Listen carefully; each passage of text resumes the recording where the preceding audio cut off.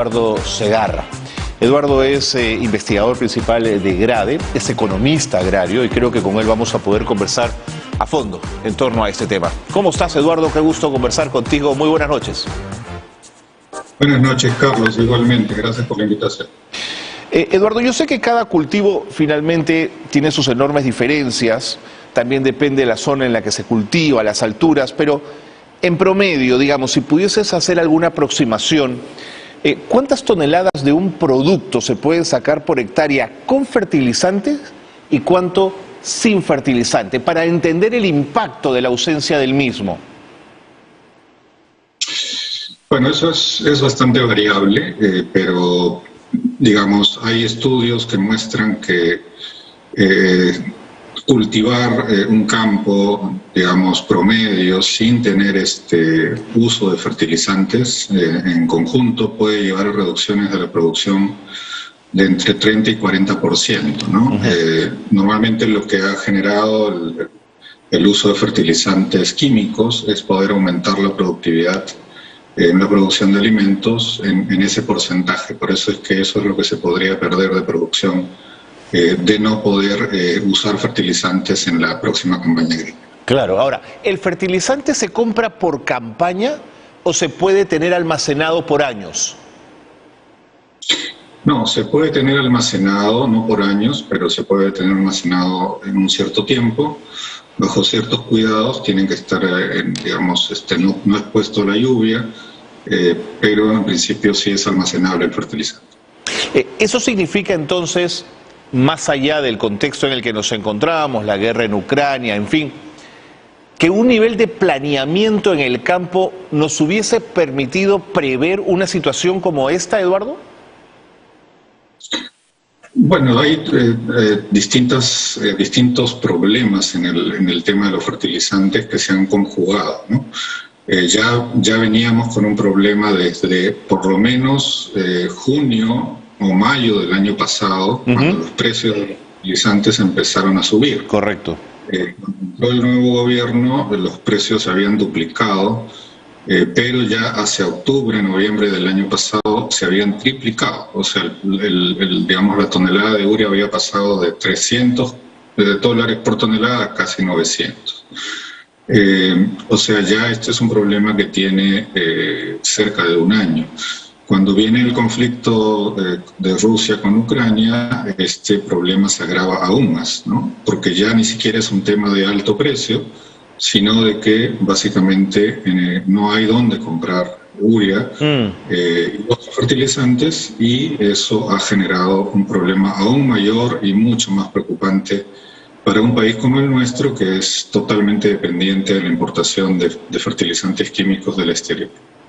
Qué importante que me digas lo de los meses y que hayas puesto sobre la mesa los meses anteriores donde ya se percibía que el precio de la urea se disparaba, y eso iba a problematizar sin duda el tema en el campo. Pero ayer evaluamos en el programa el decreto de urgencia, estos 328 millones de soles que el Ejecutivo ha dispuesto para la compra de urea y que se va a entregar a los agricultores en algunas formas que ha sido detallado en el propio decreto. Pero Conveagro ha señalado que sus conversaciones datan de la época que tú has mencionado, por lo menos de noviembre, y se hablaba de inversiones en fertilizantes por 728 millones de soles o más. ¿Qué pasó en ese momento, Eduardo? ¿Por qué no se toma la decisión frente a la urgencia y a la situación de alza de precios? Ya, en ese momento donde, bueno, debo decir que yo estaba, digamos, de jefe de asesores del Ministerio de Agricultura, efectivamente se tomó una primera medida de apoyo a los agricultores por 250 millones de soles a través de un esquema de reembolsos por la compra de fertilizantes. Okay. El programa lamentablemente no ha funcionado como hubiéramos querido, porque muchos agricultores en realidad no piden recibos para luego de hacer la compra de los fertilizantes. Y el programa funcionaba en base a la presentación de recibos que muestren que el productor ha hecho la compra. Este programa ya está terminándose, no ha tenido, digamos, gran efectividad, ha alcanzado un 20-30% de cobertura, lo cual es absolutamente insuficiente. En ese mismo momento se estaba discutiendo lo que tú mencionas, es decir, un apoyo adicional por 720 millones de soles, que iba a funcionar de otra forma. En ese caso se le iba a dar a los productores un vale de descuento para que paguen, en vez de 200, 220 soles por saco de urea, paguen solo 100 soles, que era el precio que los productores están dispuestos a pagar razonablemente. Ese esquema de 720 millones de soles entiendo que fue desechado por el Ministerio de Economía y Finanzas y por la nueva gestión del ministro Sea, y desde que ha ocurrido la llegada de esta nueva administración, el problema se ha agravado, ¿no? Han pasado ya casi 4 meses de la nueva gestión. Todo este periodo no ha habido ninguna medida concreta hasta el decreto de urgencia que ha salido publicado el día de hoy. El día de ayer, claro. Ahora, en otro momento también se habló de la posibilidad de comprar fertilizantes a Bolivia. ¿Esto es factible? ¿Bolivia tiene stock suficiente como para abastecer parcialmente, por lo menos, nuestras necesidades? ¿Tiene urea de calidad Bolivia, Eduardo? Bolivia tiene una planta de tamaño mediano de producción de urea, que es relativamente nueva, tiene 4 o 5 años, pero efectivamente la capacidad de producción que tiene Bolivia y sobre todo de exportación es muy limitada, ¿no? En el mejor de los casos, Bolivia puede exportarnos unas 5.000 toneladas mensuales, lo cual es prácticamente muy poco para la demanda mensual de urea, que puede llegar a las 40.000 toneladas. Por eso es que lo de Bolivia no es realmente una alternativa que resuelva el problema.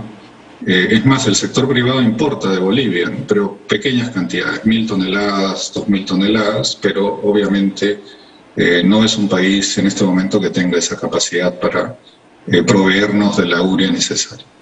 Eduardo, ¿te hace sentido que de cara al futuro y en previsión de escenarios parecidos a este, el Perú tenga capacidad para poder generar su propia urea? ¿Lo ves factible, viable? Totalmente, ¿no? La urea es, digamos, un producto químico bastante, digamos, no es tecnología espacial, ¿no? Es una tecnología que ya hace mucho tiempo se inventó en 1920, ¿no? O sea, tiene más de 100 años la tecnología. La base de la producción es química y requiere gas, ¿no? Y requiere, por eso es que básicamente es un derivado del petróleo, ¿no? En la industria petroquímica. El Perú tiene gas y tiene los otros insumos requeridos. Incluso hemos producido urea nosotros en el pasado.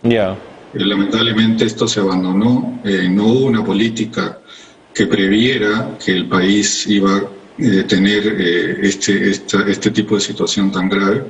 Y creo que es urgente que retomemos la necesidad de tener una producción interna de fertilizantes químicos, sobre todo en urea y en fosfatos, porque en fosfatos también es otro fertilizante muy importante. Somos un productor internacional de fosfatos, ¿no? Pero los exportamos como materia prima para luego importar el fertilizante, lo cual es absurdo, ¿no? Eduardo, ya mirando las mesas de los peruanos más pobres en el Perú, la comida, su consumo habitual de alimentos, frente a una crisis como esta, ¿cuánto puede impactar, Eduardo? ¿Hay mediciones, hay estimados? Bueno, ya los hogares peruanos están impactados, ¿no? por la subida del precio de alimentos que ha ocurrido en los últimos meses. Ya venía otra vez, este problema venía desde antes del conflicto de Rusia-Ucrania, pero con el conflicto se ha agravado seriamente.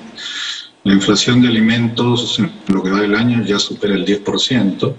En algunos alimentos esto sube de 20, 30%, lo cual es un duro golpe a la economía de los hogares. Ahora, de persistir este problema que tenemos con la falta de fertilizantes y de no ser efectivas las medidas que se vienen tomando, por ejemplo, hay cierta preocupación que este decreto de urgencia que se acaba de aprobar en realidad tenga poca efectividad y eficacia para enfrentar el problema. Que llegue tarde, además, ¿no? estaríamos enfrentando una situación realmente complicada, donde tenemos alimentos importados caros y alimentos nacionales que también empezarían a escasear y tendríamos un doble efecto que sería un golpe bastante fuerte para las economías familiares. Creo que es un escenario que tenemos que empezar ya a gestionar y sobre el cual el gobierno debería tomar medidas mucho más agresivas y mucho más concretas al respecto. Me preocupa que se ensanche aún más la brecha de desigualdad, Eduardo, en el mundo rural entre campesinos pobres y los mini latifundistas, digamos, los que tienen un poquito más de tierras y más hectáreas para poder cultivar.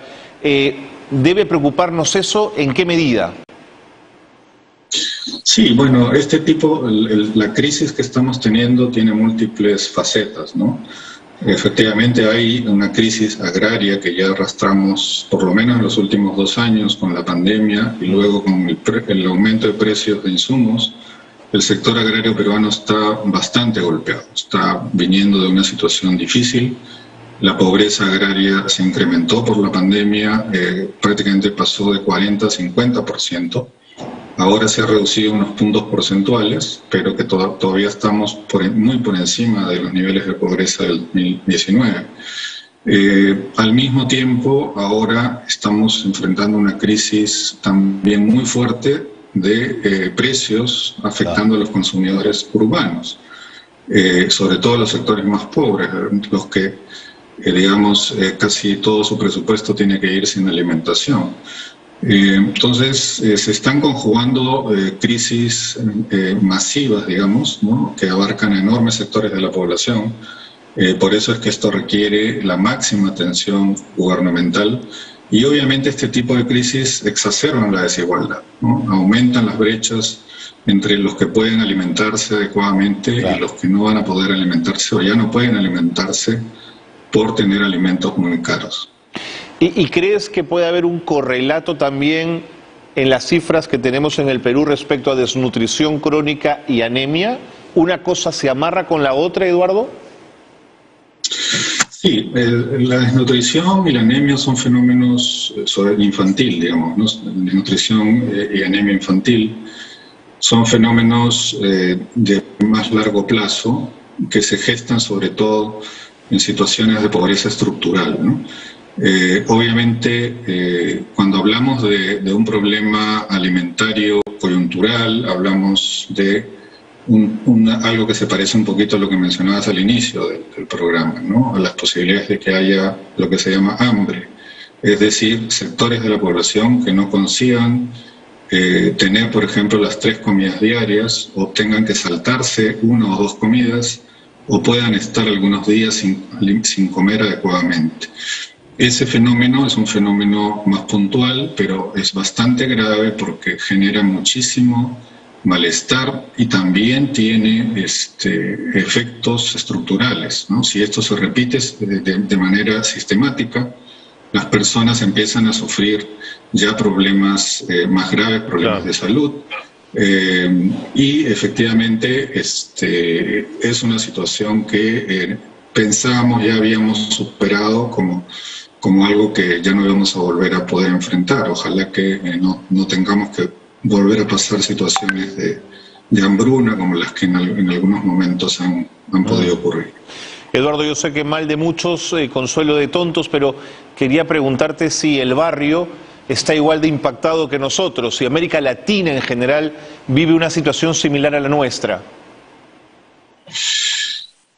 El Perú está particularmente vulnerable en la situación porque somos el país que más depende de la importación de fertilizantes en la región y al mismo tiempo tenemos una estructura industrial de alimentos muy dependiente de las importaciones de cereales oleaginosos. Otros países de la región no tienen tal situación. Bueno, para empezar, los más grandes como Brasil y Argentina, primero que se han asegurado de comprar los fertilizantes a futuro y tienen aseguradas, digamos, sus campañas agrícolas porque han actuado a tiempo y tienen recursos. Y por otro lado son grandes productores de alimentos, ¿no? Entonces ellos no tienen el mismo problema que nosotros. Yo diría que el Perú, incluso ahora estamos más vulnerables, por ejemplo, que Bolivia, que pensó en este tema y ha producido, pues, y tiene sus fertilizantes, ¿no? Entonces también acá estamos pasando la factura de muchos años de no pensar en términos de seguridad alimentaria, soberanía alimentaria, sí, señor, no tener políticas, ¿no?, de seguridad alimentaria. Y creo que esto nos debería hacer reflexionar y mirar hacia adelante, que esto no nos puede volver a pasar, que tenemos que hacer cambios, tenemos que tener políticas y tenemos que tener espacios de decisión adecuados para enfrentar el problema alimentario. Eduardo, ha sido, como siempre, clarísimo. Muchísimas gracias por haber estado con nosotros y por habernos dado estos alcances de una situación compleja que tenemos que enfrentar. Muchísimas gracias. Claro que sí, Carlos. Un abrazo. Eduardo Segarra, investigador principal de GRADE, economista agrario, ahí lo han escuchado. La cosa no está nada fácil, no significa que vamos a decir, sálvese quien pueda.